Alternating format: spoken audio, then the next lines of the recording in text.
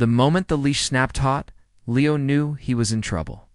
His golden retriever, Barley, usually a paragon of golden-furred friendliness, was emitting a noise best described as a distressed sea lion barking at the moon.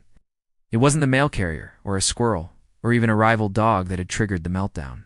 It was a cat. Not just any cat, but a massive, silver-tipped Siberian forest cat with the unblinking, regal air of a retired European dictator.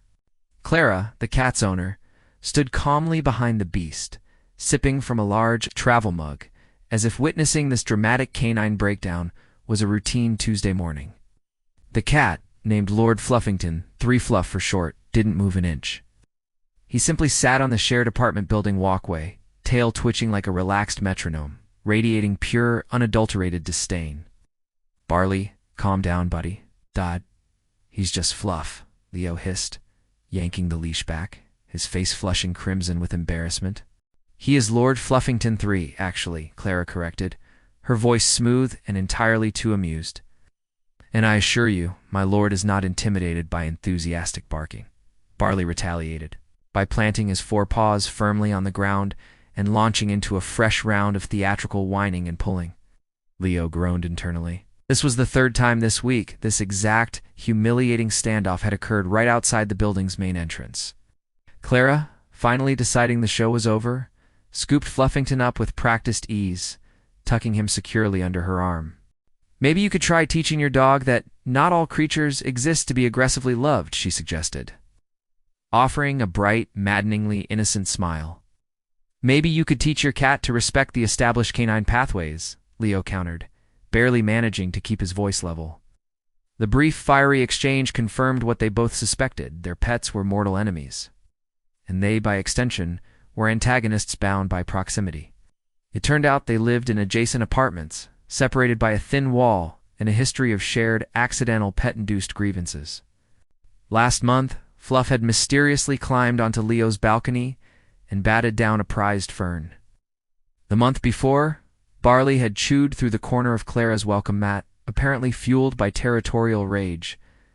Yet beneath the mutual exasperation and competitive pet ownership, Leo couldn't deny that Clara was intriguing. She was always covered in a fine layer of glitter, paint, or cat hair, visible testament to a vibrant, messy life he found oddly appealing. Clara, meanwhile, found Leo's rigid adherence to his dog-walking schedule both annoying and secretly endearing.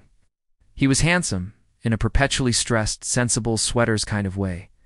One rainy evening, the feud escalated to true absurdity. Leo was attempting to bring in groceries when Fluffington, perched precariously on a communal window ledge, suddenly sneezed. The sneeze was so loud and unexpected that Barley, standing right below, immediately interpreted it as a declaration of war. Barley lunged, not toward the cat, but toward the nearest inanimate object, Leo's bag of expensive organic apples. Apples went flying across the wet cement of the courtyard, scattering in a messy, humiliating array.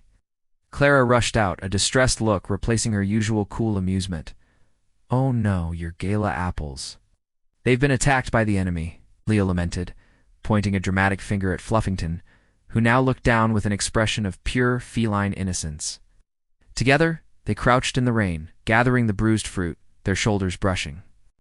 "Look, I know he's a menace," Clara admitted softly, holding a muddy apple. "But he's fiercely loyal, if you're his person. Barley is just sensitive," Leo mumbled. "He thinks Fluff is judging him, which, to be fair, he probably is." They shared a genuine laugh, the sound dissolving the tension built up over months of pet warfare. "I'm making tea." "You look like you need it," Clara said, standing up and handing him the salvaged bag of groceries. Leo didn't hesitate. "Only if you promise that his lordship stays locked away."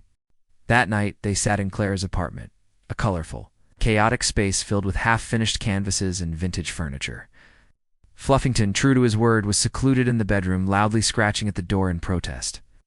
"So you're an artist," Leo observed, looking at a vibrant, abstract piece on the easel. "A struggling one?" "I teach kids classes to pay the bills," she replied, handing him a mug of Earl Grey.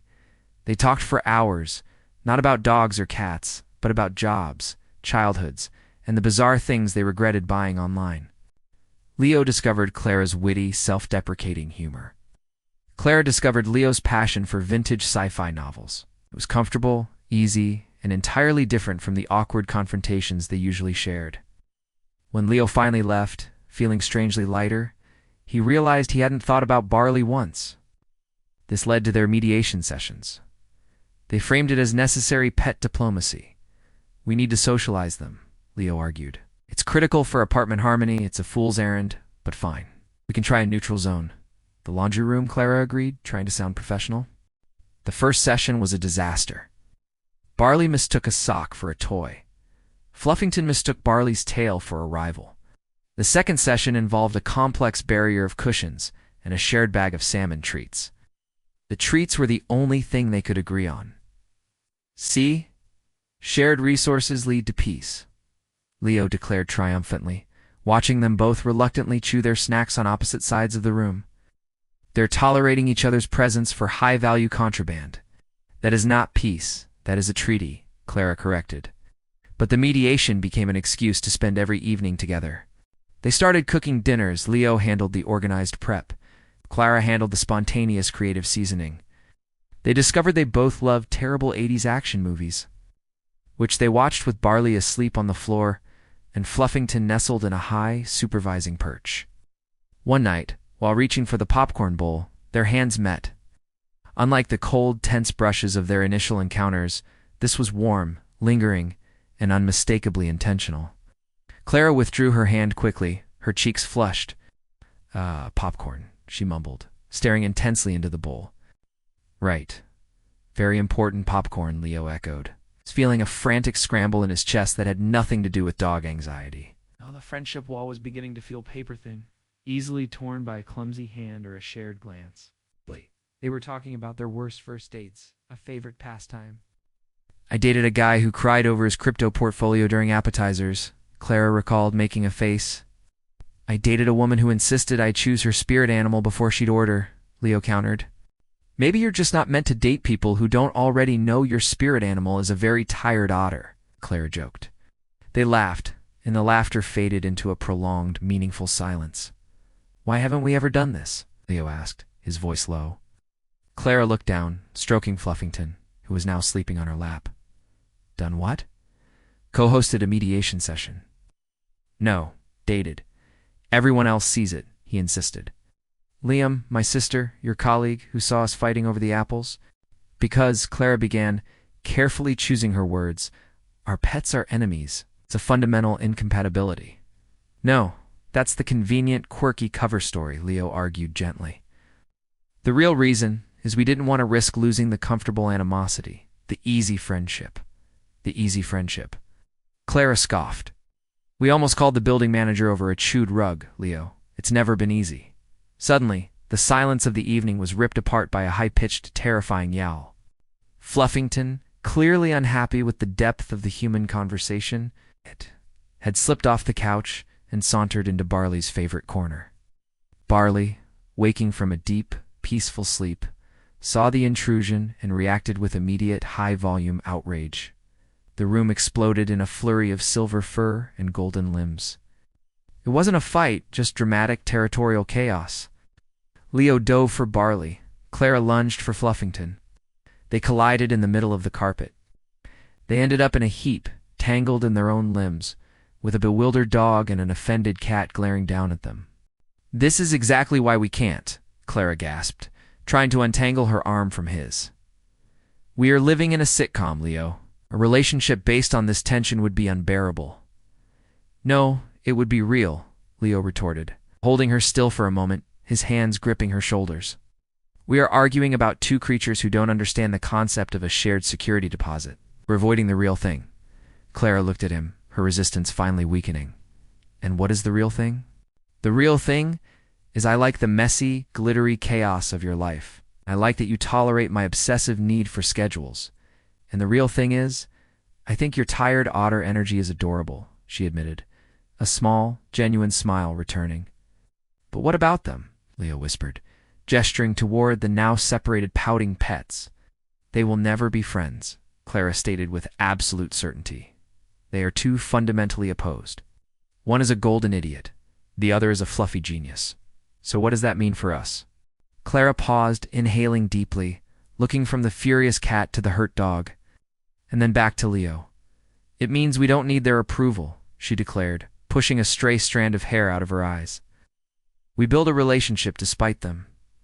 She stood up, dusting herself off, her eyes blazing with a new, determined fire. We acknowledge the hostility. We institute a shared pet peace treaty, and we live our own lives. You mean we're a team? Leo asked, standing up as well, a hopeful grin spreading across his face. A team of two humans trying to survive the animal kingdom, Clara corrected, her hand reaching out for his. He took her hand, the fit immediately feeling right, natural, and far more exciting than any scheduled appointment. Deal, he said, pulling her gently closer. The pets, sensing the sudden shift in the human atmosphere, exchanged a long, suspicious look. Fluffington let out a quiet, warning hiss. Barley responded with a low, rumbling growl. They hadn't changed, but Leo and Clara were too busy to notice the petty protest. It had a new, more interesting conflict to explore. The next morning, Leo took Barley for a walk, feeling a lightness he hadn't in months. When they returned, Clara was already out on the walkway, applying a coat of clear varnish to the newly repaired corner of the welcome mat. Fluffington was sitting in the window, watching the dog with his usual icy composure. Barley let out a small, almost affectionate huff at the sight of his nemesis, but kept walking, focused instead on the hand holding the leash. The pets may never be friends, but their mutual hatred finally brought two people together. What's the weirdest thing that brought you and your partner together? Let us know in the comments. And don't forget to like, share, and subscribe to Storycraft Studio.